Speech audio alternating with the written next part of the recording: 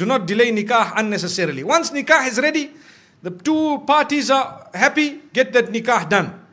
So that any relation that happens between them thereafter happens in a way that is permissible. Remember that. Sometimes people say, no, my daughter is engaged. Brother, 3 years later, your daughter, no, she's engaged. I say, but brother, 3 years have passed. She had 2 abortions in the process. Do you know that? I'm not joking. I'm serious.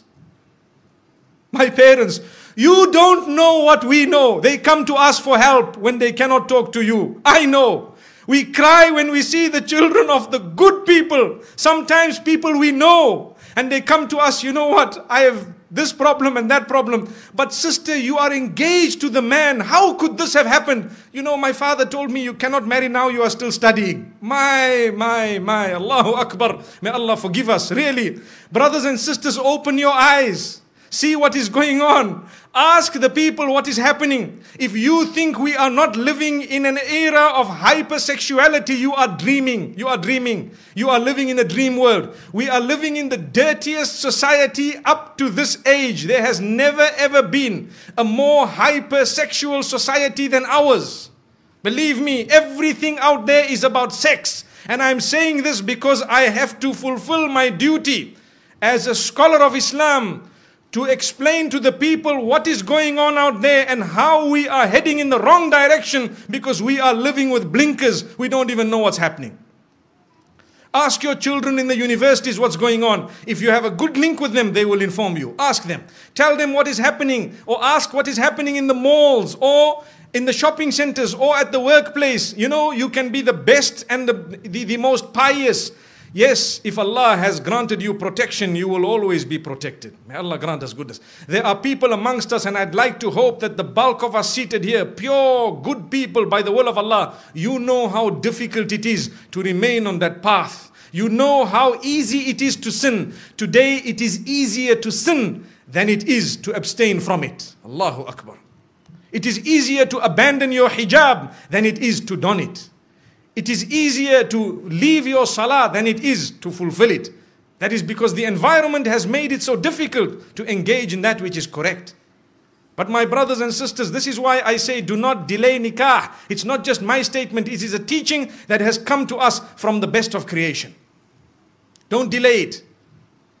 And at the same time, do not make it difficult in any way. We already spoke about the mahar, the dowry, or whatever else it is. Either way, don't be too demanding. And do not become a person who really makes it tough on their sons and daughters to get married. Because in that particular case, we will be held accountable in the eyes of Allah subhanahu wa ta'ala. Why is it that you as a parent did this to your own daughter? You doomed her, you punished her. And this is what you did to your son. You made him, you really made him leave the deen in totality. It brings me to one example, living example, where there was a young boy whose father was being so tough with him that, listen to this, he wanted to marry someone who was ready to revert.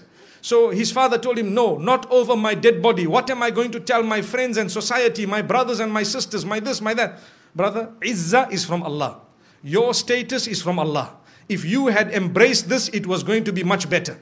So you can explain to your friends and your family, look, you know, I tried my best, but today's society, you know, sometimes the children are doing their own thing and we have to try our best, saddidu wa qaribu, to make the most of what it is and to guide them as best as possible. And, you know, we will see how best they can manage. But instead of that, this father chose to say, over my dead body. So what did the son do?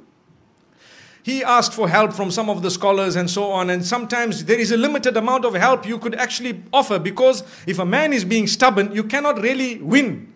So after some time, he converted and left the fold of Islam and gone.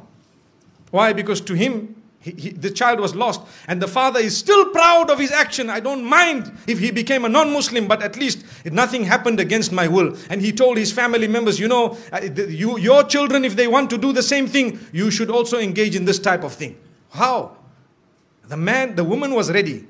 So I had an opportunity to address this young boy. And when I spoke to him, he told me something that is really a question of the age. When I say question of the age, I mean sometimes the mind starts asking these questions.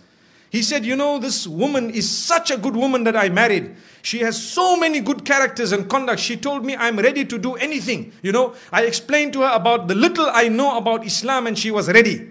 And then what happened is, when my father and my parents said no and everybody disagreed and they, you know, the mother, he says my mother didn't really mind, but she has to follow what my father says.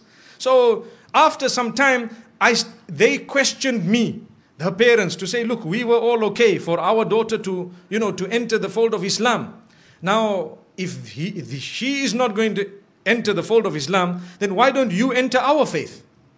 So he said, yeah, it makes sense. You see? He said, yeah, it makes sense. If they refuse, I will not refuse. You people are not refusing. So he says that is what made him turn. Now look at this. The young boys of today, this is the logic they are using. They will not tell you Islam is correct and Islam believes in all the previous messengers and Islam, Allah is one. Even the father perhaps doesn't read Salah correctly, but he was proud with his action. May Allah subhanahu wa ta'ala forgive that man. Really.